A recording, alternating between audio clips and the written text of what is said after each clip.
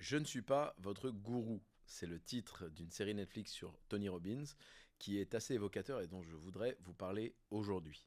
Quand vous consultez des contenus sur YouTube ou n'importe où ailleurs, d'ailleurs lorsque vous écoutez quelqu'un d'une manière générale, il est selon moi essentiel que vous ayez une posture de recul et une analyse systématique de plusieurs couches qui sont notamment celles de la forme en effet, mais surtout du fond, des intentions, de la légitimité, du contexte et de tout un tas d'autres éléments de bon sens comme le non-verbal, le regard, le timbre de voix. Tous ces éléments d'analyse font partie de la liste et vous permettent d'évaluer un interlocuteur ou une interlocutrice, de le légitimer dans un domaine, mais peut-être de comprendre qu'il ou elle ne l'est pas dans un autre, de toujours vous rappeler qu'un être humain a des aspérités, que d'aucuns appellent des qualités et des défauts, je ne suis pas aussi binaire et manichéen que ça, mais en tout cas des éléments constitutifs de leur personnalité qui peuvent les servir dans un domaine et les desservir dans un autre, et qu'il est essentiel que vous ne passiez pas le cap de l'admiration excessive qui vous conduit à être fan. Un fan, c'est un fanatique, ça vient de là, et un fanatique, c'est quelqu'un qui malheureusement perd toute raison et parce qu'il adoube une personne ou un interlocuteur, le valide dans tout et n'importe quel sujet ou contexte, ce qui est extrêmement dangereux. Alors, si vous me suivez sur cette chaîne depuis un moment et que vous tombez sur ce contenu, le sujet du jour et la thématique que je veux adresser, c'est celle de la conscience que vous devez avoir, de la différence qu'il y a entre la forme et le fond. Le fait que quelqu'un s'exprime bien ne signifie pas qu'il est intelligent, nous y viendrons. Le fait que quelqu'un est cultivé ne signifie pas qu'il est intelligent. Quelqu'un d'intelligent n'est pas forcément cultivé, etc., etc. Et donc, il est important de reprendre le contrôle sur la manière dont vous consommez des contenus et surtout dont vous analysez des personnes à qui vous donnez une autorité bien trop forte. Ce qui m'attriste, c'est que c'est souvent le cas. En politique, par exemple, on va élire et valider des interlocuteurs ou des gens à qui on prête une autorité parce qu'ils ou elles parlent bien. Alors en effet, peut-être que vous êtes ici parce que vous appréciez aussi la forme dans laquelle j'exprime les choses, et c'est très sympathique de votre part, j'apprécie, mais cela ne signifie pas que mon propos est pertinent. Cela ne signifie pas, sous prétexte que je semble m'exprimer d'une manière qui est audible, correcte et qui vous convient, que ce que je dis fait sens. Cela ne signifie pas que j'ai une légitimité pour m'exprimer sur un sujet A, un sujet B ou un sujet C. Ce que ça veut dire, c'est que je m'exprime correctement et que ça semble vous convenir. Vous avez vu, je n'ai pas dit je m'exprime bien, parce qu'en fait le bien et le mal sont des notions manichéennes qui m'agacent en ce sens où nous avons toutes et tous une lecture singulière des choses et qu'il y a, pour des raisons même fondamentalement génétiques et d'autres simplement d'appréciation, des gens qui ne peuvent peut-être pas entendre une voix. Il y a des voix qui sont agaçantes de facto et c'est comme ça.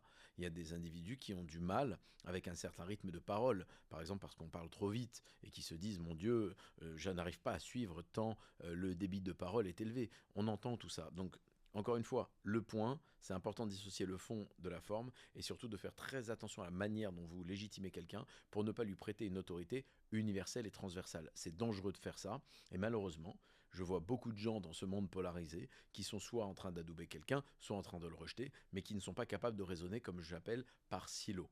Moi, j'aime bien mettre les choses dans des silos quand je parle de quelqu'un. Il y a des individus dont je peux vous dire que je n'aime pas du tout leur background, donc leur historique, là d'où ils viennent. Je n'aime pas du tout le fait qu'ils ont fait le fameux fake it until you make it très américain, et pour passer l'anglicisme et le définir en français, c'est faire semblant d'être quelque chose avant de l'être réellement, et qui finalement ont passé leur temps à vendre des formations ou des accompagnements pour vous apprendre un truc à faire qu'ils n'avaient jamais fait eux-mêmes, et puis parce que ça finit par fonctionner, alors ils développent des compétences et des revenus, et là ils font des trucs qui leur donnent de l'autorité. Je suis pas à l'aise avec d'où ils viennent, mais par contre, si je zoome sur le présent, je mets le silo de leurs actions présentes devant moi, eh bien je suis obligé de dire bravo, cette personne me semble être devenue un entrepreneur qui a développé des compétences, des capacités, qui a commencé à investir, qui dit des choses qui sont plutôt sensées, et ça me paraît être utile puisque peut-être il ou elle verbalise ou démocratise des informations qui sont uniquement sur des chaînes anglophones et tout le monde ne comprend pas l'anglais, etc., etc. Et je mets les choses dans des silos comme ça, ce qui me permet à la fin de dire si oui ou non j'ai envie de rencontrer cette personne, si oui ou non je pourrais accepter une conversation avec cette personne, si oui ou non j'ai envie de la gifler quand je la vois ou pas, si oui ou non je peux m'associer carrément un jour avec cette personne ou si je ne le conçois pas du tout, si oui ou non j'ai de l'estime et du respect pour son autorité et donc j'ai même peut-être envie de l'écouter, et comme ça je mets des couches les unes derrière les autres qui me permettent calmement de dissocier le plaisir que je peux avoir d'entendre quelqu'un parce qu'il ou elle s'exprime bien, que je mets en parallèle avec sa légitimité ou ses intentions qui peuvent me déranger, que je mets ensuite en parallèle avec peut-être leur business model avec lequel je peux être en désaccord, et tout un tas d'autres éléments qui me permettent de façon plurielle d'évaluer en pleine conscience l'individu qui est en train de me parler, sans devenir une espèce de fanboy en disant « Ah Dompé, génial ce que tu fais, merci ». Et hop, tu te mets à me poser des questions sur Instagram sur tout et n'importe quoi. Et je le vois avec les questions qui me sont posées dans les stickers questions. Par moment, je me dis « Mais vous me prêtez une autorité bien trop grande ». J'ai aucune idée de ce sujet-là, je suis pas du tout légitime pour répondre sur tout un tas de thématiques. Et pourtant, on me demande. Pourquoi ? Parce que le charisme, la détermination, la confiance en soi, qui est incarnée, pas seulement proclamée, quand les gens me rencontrent, ils savent que je soutiens le regard, que je te tends la main et je te serre la main et tu sens qu'il y a de la fermeté là-dedans, que je vais pas être gêné par une situation, une conversation dans la vie réelle, c'est pas juste derrière une caméra. Et donc forcément, ils se disent, bon, Dompé il sait, non, Dompé il sait pas. La seule chose qu'on fait ici, c'est partager les mécaniques de réflexion. Ce que j'essaie de faire ici, c'est d'empêcher cette polarisation du monde qui devient très dangereuse en incluant des notions de nuance, de proportion et de prorata qui pour autant vont te permettre radicalement de trouver ta voix et tes propres réponses, mais pas forcément d'adouber les miennes. Et c'est ça mon combat. Donc il ne faut pas tout mélanger et prêter une autorité transversale à quelqu'un qui n'a pas envie d'être dogmatique, qui vous répète tout le temps qu'il n'est pas omniscient ou omnipotent et qui ne fait pas figure de référence dans les conclusions qui sont les siennes, mais dans la façon dont il articule la pensée qui le conduit à se connaître au même titre qu'il aimerait, je parle de moi à la troisième personne, que vous vous connaissiez un petit peu mieux. Je vais citer un exemple parce que c'est vrai qu'il y a des orateurs là dehors que vous pouvez adouber ou rejeter systématiquement et c'est assez drôle de le voir. J'avais en tête Idriss Aberkan parce que c'est quelqu'un qui fait pas mal de contenu en ligne et dont on me parle souvent. On dit souvent, ce serait bien que vous rencontriez, etc. Peut-être, et on est toujours à 2 personnes de quelqu'un. Ça nous est arrivé d'ailleurs d'être sur le même line-up de conférences à la période de la pandémie qui ont fini par être annulées, donc ça ne s'est pas produit. Mais il est tout à fait possible qu'un jour, on se croise. Typiquement, je déteste les gens qui se polarisent sur cette personne, d'ailleurs sur toute chose. Mais bon, je prends un exemple, et soit qui sont des raving fans totalement biaisés, quoi qu'ils disent c'est bon et il a une autorité universelle, ou qui de l'autre côté le détestent parce qu'ils ont vu une vidéo qui l'accable sur certains éléments. Alors comment moi je processe les choses ? Très simplement, d'abord la forme. Parce que c'est quand même la première chose à laquelle on accède. C'est comme la tenue vestimentaire de quelqu'un, c'est comme son regard, sa voix, etc. Ce sont les premières choses qu'on a en face de nous, donc on juge ça. Quand j'observe une vidéo de lui, force est de constater qu'il s'exprime très bien. C'est-à-dire qu'il faut être quelqu'un qui est malhonnête et qui n'a pas de probité intellectuelle et qui est vraiment stupide d'ailleurs pour ne pas reconnaître qu'il y a une capacité oratoire chez cet homme-là. Donc dans la forme, non seulement il y a une capacité, mais en plus c'est plutôt agréable. Là on peut challenger parce que lui par exemple, sur certains angles, a une manière peut-être parfois un peu cynique avec un humour qui se comprend si on a les références culturelles qu'il a, qui sont très étoffées, nous y viendrons, et qui est parfois particulier. On peut ressentir une position qui pourrait être interprétée comme une arrogance ou une position suffisante, que moi je comprends puisque je sais qu'elle est contextuelle et que contextuellement, surtout quand on est en lutte contre tout un tas d'individus qui nous semblent être à raison ou à tort, mais nous on en est convaincus, je dis nous quand on est dans notre posture, moi je combats des gens qui sont binaires et manichéens, lui il combat tout autre chose et peut-être aussi un petit peu ça, eh bien on est animé, on a donc le biais parfois de se positionner un peu comme ça en regardant ces gens d'en haut et en disant vous allez vous détendre parce que je pense que vous vous trompez et que nous on a des réponses et ça crée une attitude, une posture dont on ne se rend peut-être parfois pas compte et c'est vrai que ça peut être difficile, mais j'analyse cette forme en disant voilà il y a un personnage pluriel qui est pédagogue, qui sait partager une idée, qui sait tenir un point, y revenir quand il est interrompu, etc. Bravo, j'adoube la coche, en tout cas oratoire. Après, il y a la deuxième chose, c'est l'intelligence. Alors l'intelligence, ce n'est pas la culture. La culture est au service de l'intelligence pour construire une pensée, pour obtenir des conclusions et, in fine, faire des actions qui sont basées sur ces éléments, notamment qui deviennent notre base de données et nos convictions du moment, lesquelles ne sont de toute façon pas éternelles. Donc déjà, on dissocie la culture de l'intelligence. Ça n'a rien à voir. Il y a des gens très intelligents pas cultivés et des gens très cultivés qui sont très cons. Donc l'intelligence est liée à la logique, à la capacité des gens de prendre du recul sur leur réflexion, d'accepter les notions de biais cognitifs et d'en prendre conscience le plus souvent possible, de toujours tourner cette fois dans leur langue avant de parler, afin de réfléchir s'ils servent un propos, l'intérêt commun, la résolution d'une équation multifactorielle, ou s'ils sont en train d'attaquer de front quelqu'un pour avoir raison et satisfaire leur ego. Peut-être aussi pour réfléchir s'ils sont en forme ou peut-être trop fatigués pour avoir une conversation. C'est aussi une marque d'intelligence. Il y a des moments, moi, dans ma vie où je dis à mes amis ou à mes proches, c'est pas le moment qu'on parle de ça, je suis pas forcément dans le bon moment pour te parler, je risque de m'agacer un peu plus vite que prévu, ce qui est assez rare chez moi dans la partie, je dirais, de communication, mais je reste un être humain, il y a des moments où quand tu me causes, je suis un peu fatigué, je risque de prendre un raccourci, je risque de te parler de façon un peu frontale, j'ai pas envie de faire ça. Donc si ça te dérange pas, on met ce sujet sur la table à un autre moment. D'ailleurs, je mets pas des réunions stratégiques sur des moments un peu clivants qui peuvent être conflictuels à 17 h en fin de journée quand tout le monde est crevé. Parce que là, tu es certain que le niveau d'agacement est très élevé. Je ne les mets jamais non plus les réunions importantes en début de semaine. Je digresse, mais comme ça, vous avez une pluralité d'avantages. Je fais pas ça. En début de semaine, jamais. J'attends la fin de semaine, non pas parce qu'il y a de la fatigue, mais parce que l'approche du week-end rend les gens un peu plus enthousiastes, un peu plus ouverts. Et j'adore faire les réunions fondamentales qui sont celles qui sont liées à notre vision, à peut-être des renégociations sur des rémunérations, la vente de parts, le truc. Quand il y a des sujets comme ça ou des sujets d'association et sur lesquels il faut discuter, j'aime bien le faire le vendredi par exemple. Pourquoi? Parce qu'on est à l'aube du week-end et tout le monde a plutôt une certaine bonne humeur le vendredi, beaucoup plus que le lundi. Tout ça, ça se réfléchit. Donc je digresse là-dessus, mais c'est quand même important de comprendre ça. Donc on dissocie la culture de l'intelligence. L'intelligence, elle est la manifestation ou la suspension des mécaniques logiques qui permettent à quelqu'un de faire ce que je viens de dire là et d'articuler une pensée. Est-ce qu'il est intelligent? Évidemment, je pense que n'importe qui va écouter 1 à 2 heures de ses propos, et d'ailleurs, si tu portes un jugement sur sa personne alors que tu as écouté un short ou un réel de 9 secondes, à un moment donné, il faut te secouer, te réveiller et regarder les vidéos dans lesquelles j'ai déjà parlé de la manière dont on devait aborder la valeur accordée ou le crédit accordé à quelqu'un. Cela étant dit, tu regardes 1 heure ou 2, tu vois bien que le type est capable de construire une pensée.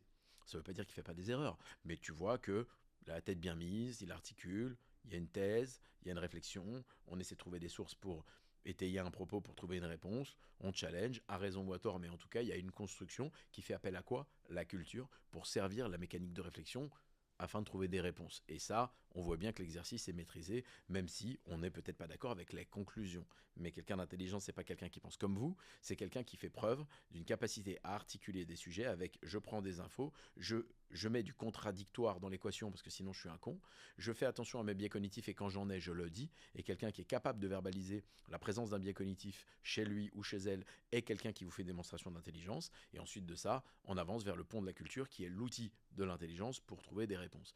La culture, soit on en a personnellement parce que on a une expérience vécue. Moi, par exemple, j'ai une expérience empirique de terrain qui est en effet atypique, mais j'ai pas une culture gigantesque, notamment dans des lectures. J'ai mon ami qui est derrière les caméras aujourd'hui, lorsque j'ai tourné un contenu, qui me dit mais c'est marrant, ça ressemble beaucoup à la pensée d'Aristote. J'en ai aucune idée, je n'ai pas travaillé ça et c'est plutôt flatteur d'ailleurs, ça prouve qu'on réinvente rien. J'ai aucun secret, moi, ok? Juste une expérience empirique, comme n'importe qui parle de psychologie, puisque c'est pas tombé du ciel, hein, on oublie ça. C'est des gens qui ont fait des expériences sur le terrain et qui ont nommé des concepts. Alors j'ai un peu d'artisanat, donc j'ai très peu de capacité à nommer les concepts puisque je les ai pas appris, mais force est de constater que j'ai cette expérience-là, tu vois, une expérience de terrain. Mais la culture, j'ai pas lu 75 bouquins en psychologie ou sur tout un tas de thématiques qui me permettent d'utiliser ça comme autorité. Donc par exemple, pour mon cas, j'en ai nettement moins que lui, en tout cas pour la base de données qui est sienne. Après, comme tout le monde, j'ai Google, j'ai ChatGPT, j'ai des IA, j'ai la possibilité de contacter des proches qui, eux, sont sachants dans leur domaine et c'est une sorte de hack, de piratage pour parler français, qui me permet, dans la construction de ma pensée, d'obtenir des réponses qui, ensuite, m'aident à avoir des conclusions. Mais il est vrai que, dans son cas, il en a énormément. Et je suis même souvent impressionné.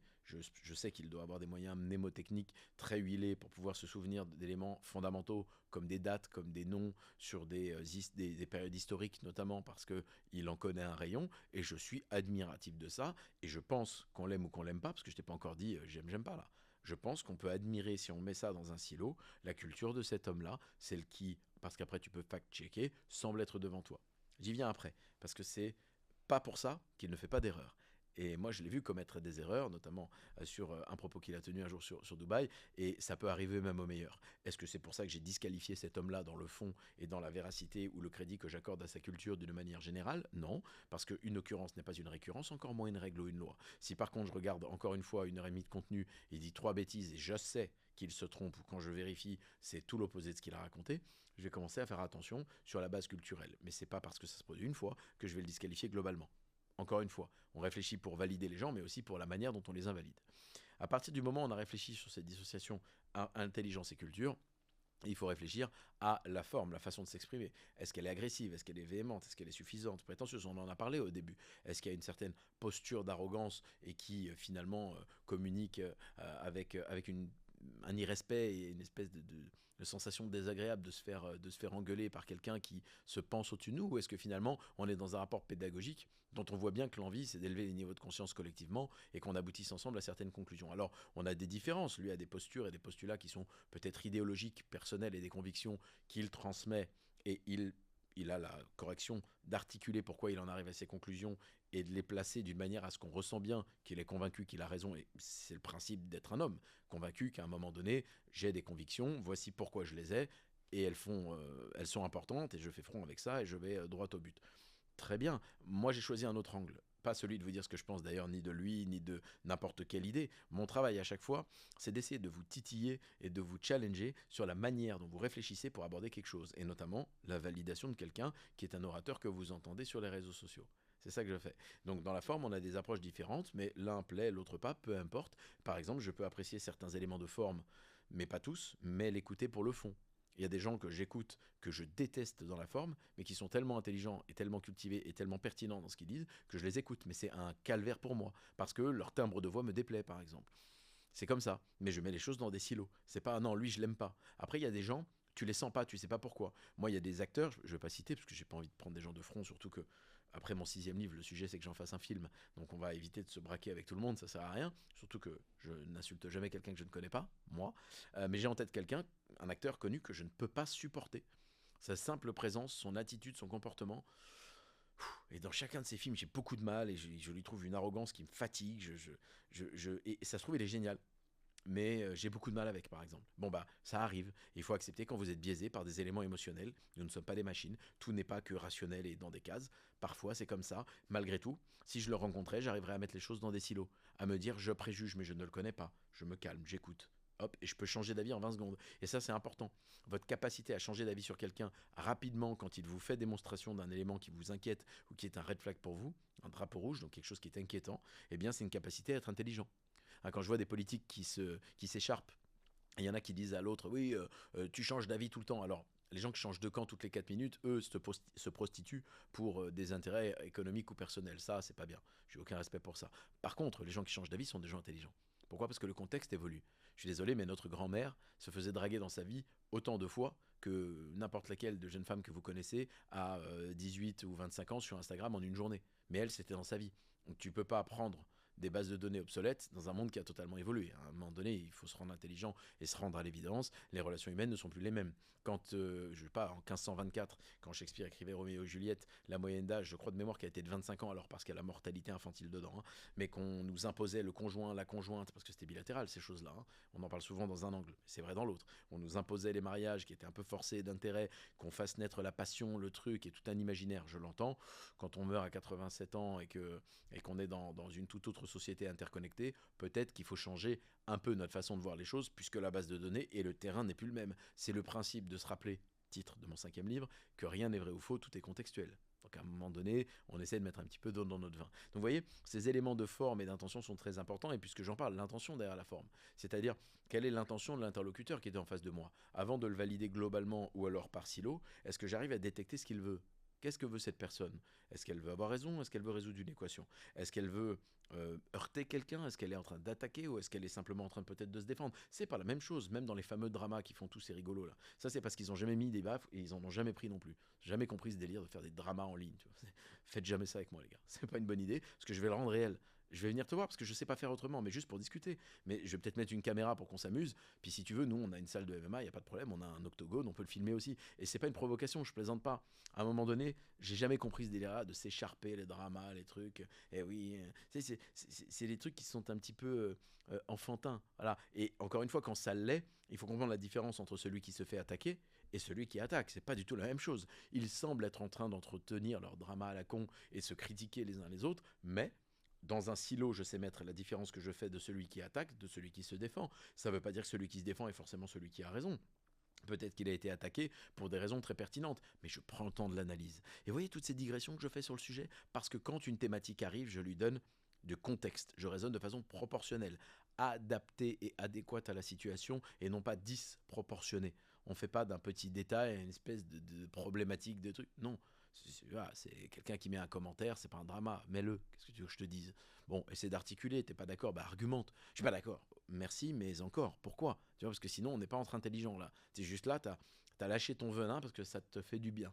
En vérité, ça ne t'aidera pas à aller mieux. Tu vas continuer les anxiolytiques, tu vas continuer à ne pas dormir la nuit, mais tu as l'impression que c'est bien. Mon point et mon positionnement, il est celui de créer une argumentation, de créer des échanges intelligents, et finalement, quand il y a des problématiques comme, je vous parlais des dramas YouTube par exemple, bah, d'expliquer est-ce que je réagis ou pas parce que c'est proportionnellement important. C'est sûr que tu te fais attaquer 90 fois sur 100 pendant 5-6 ans sur des sujets qui sont complètement faux et décorrélés de qui tu es, je peux comprendre que tu as envie de te défendre. Et là, dans ce cas-là, ça fait sens. Et je saurais mettre les choses dans un silo. Retenez cette mécanique des silos pour juger les gens. Je vous parlais d'Idriss, on va continuer là-dessus et on va conclure. À l'époque, il a fait une vidéo, je pense il y a 2 ans, qu'on m'a envoyé parce qu'il parlait notamment des Émirats Arabes Unis, il parlait de Dubaï, et dans laquelle il disait que il y avait des aberrations écologiques, et c'est très vrai, mais par ailleurs, il y a aussi des choses qui sont faites dans un sens très étonnant. Planter 100 millions de mangroves, être le plus grand parc photovoltaïque du monde. Donc tout n'est pas binaire, encore une fois. Il y a des tendances qui rattrapent le passé et la construction de cet émirat qui a à peine plus de 50 ans. Mais le propos n'est pas là. Il citait notamment des aberrations comme pendant la construction du Burj Khalifa, qui est le plus grand édifice du monde, le plus grand building du monde. Il disait que des camions-citernes venaient et vidaient les sanitaires parce qu'il n'y avait pas de raccord sanitaire et d'égout. Et donc finalement, tu avais des dizaines de camions-citernes qui évacuaient les eaux usées du Burj Khalifa vers des stations d'épuration. Et vous voyez, j'ai fait un lapsus. Je vous ai dit pendant la construction. Ça, c'est que moi, je vous dis parce que c'est ce qui est vrai. C'est une putain de ville, on met 30 000 personnes là-dedans. Vous vous doutez bien qu'il y a un système d'évacuation qui est rodé. Vous pensez quand même pas vraiment intelligemment qu'il y a des mecs qui viennent avec des camions citernes toute la journée pour vider les... Ça ne se passe pas. Et en fait, il a fait d'une chose qui était contextuelle pendant quelques semaines de la construction à l'époque, il y a plus de 15 ans, quand elle commençait. À cette époque-là, c'était vrai pendant le temps du raccord, il a fait de cet élément un fondement de son argumentation pour dire que c'était une aberration. Et lui, il l'a exprimé clairement dans sa vidéo comme c'est quelque chose qui est actuel. Et c'est ce qui se passe, donc c'est aberrant. Non, d'abord le bon sens commun aurait dû lui dire, tu ne dis pas que dans la ville qui est en plein boom dans le monde entier, il gère à peu près l'édifice le plus grand du monde, à côté du mall le plus visité sur Terre. Tu te dis pas qu'il y a un système de raccordement des eaux usées? Bon, il a fait une erreur. Est-ce que j'ai jugé l'entièreté de sa personne sur ça? Non. Par contre, ponctuellement, il me montre que comme tout être humain, moi aussi, n'importe qui articule une pensée, alors moi c'est différent, je ne sais pas de donner mes conclusions aux gens. Donc encore une fois, on peut difficilement me mettre dans le coin, on peut réfléchir et discuter de la mécanique de réflexion, mais difficilement des conclusions, je ne sais pas de vous les imposer. Lui, il l'a fait. Et typiquement là, tu t'es trompé. C'est-à-dire que force est de constater que tu es capable de faire une erreur, d'être extrêmement affirmatif, donc c'est là où on relie à la forme. On respecte la personne. Le silo de l'intelligence est validé. Le silo de la culture est validé. Mais challenge, et je viens de le dire, il a fait une erreur. Sur Wikipédia, regardé une vidéo et fait sienne une croyance qui était fausse. Il l'a pas rendu proportionnel même à la logique du bon sens. C'est pas grave, ça fait pas de lui un imbécile, mais c'est ce qui s'est passé. Donc, comme une occurrence n'est pas une récurrence, encore moins une règle ou une loi, je ne le juge pas globalement pour cette erreur, mais puisqu'il en est capable, je ne le déifie pas non plus, et vous ne devriez pas. Ensuite, je le connecte à la forme. Dans la forme, il l'a dit ce propos avec une autorité sévère, parce qu'en plus de ça, il portait un jugement sur cet endroit du monde. Je peux tout à fait l'entendre, c'est pas le point. Je suis pas l'avocat de cette ville, et je suis pas là pour défendre des éléments qui ne le sont pas particulièrement. On pourra en parler dans d'autres contenus. Il y a tout un tas d'aberrations qui ne me conviennent pas et que j'aimerais voir disparaître. Piste de ski au milieu du désert, ce genre de choses. Oui, en effet, je fais partie des avocats qui, pour les raisons symboliques, parce que je raisonne proportionnellement, pas écologique, parce qu'écologiquement c'est complètement anecdotique versus les dingueries qui se passent dans le monde. Il faut que tu apprennes à raisonner proportionnellement, mais en termes symboliques, je suis pas pour, par exemple. Donc je vais pas dans ce truc-là, parce que c'est pas quelque chose que j'aime encenser. Donc encore une fois, il faut mettre les choses dans des silos. On n'est pas sur ce propos-là, on est d'une manière générale sur la position d'affirmation avec la certitude sur une thématique alors que finalement la base de données est erronée, le propos est faux et donc finalement on a des gens là maintenant qui parce qu'ils ont vu peut-être 200 000 personnes ont vu cette vidéo croient que c'est ce qui se passe en sortie du Burj Khalifa, c'est faux. Donc voilà, ce que je voulais partager avec vous aujourd'hui sur la façon dont on peut valider ou invalider quelqu'un qui nous parle. Je ne suis pas votre gourou, je ne suis pas omniscient, je ne suis pas omnipotent, personne ne l'est. C'est impossible de croire que quelqu'un a des réponses universelles à tant de réalités singulières. Et quand vous êtes humble et conscient du réel, plus vous évoluez dans la vie, plus vous savez que vous ne savez rien. Et cette phrase n'est pas de moi. Je veux dire, en tant qu'entrepreneur, je me lève tous les matins, je joue une partie que je n'ai jamais jouée, je ne sais pas ce que je fais. J'essaye, je réessaye, j'avance. Bon, ah mince, ah ça marche. Et quand ça marche, je dis que j'ai du bol en plus. Je dis pas que c'est parce que je suis doué. Parce qu'après, tu penses que tu as glissé sur. Enfin, tu penses que tu as réussi parce que tu es bon. Alors qu'en fait, tu as glissé sur une peau de banane. C'est très dangereux et je t'invite à éviter de faire ça. Donc, on est tous dans une posture d'étudiant perpétuel, en tout cas, on devrait l'être. Et quand tu donnes de l'autorité à quelqu'un, même quel que soit ton degré d'appréciation, si tu m'as lu par exemple et qu'on se connaît même personnellement, tu dois toujours avoir une petite réserve et dire ce n'est pas parce que cette personne s'exprime bien, qu'elle est par ailleurs intelligente, qu'elle semble avoir une certaine culture, qu'elle semble avoir une forme agréable de communication et de pédagogie, qu'elle a raison dans le fond, dans tout ce qu'elle dit. On peut se tromper ou, parce que tromper ça voudrait dire vrai-faux, et je conclurai là-dessus, on peut également donner une lecture qui est la sienne, mais qui n'est pas forcément la vôtre. Il y a tout un tas d'éléments sur lesquels moi j'ai une façon de voir les choses, peut-être que vous ne l'avez pas, et vous dites, bon bah sur ce sujet je suis pas trop d'accord avec lui, à la bonne heure on peut quand même être compatible, parce qu'on résout des équations multifactorielles ensemble et qu'on est complice.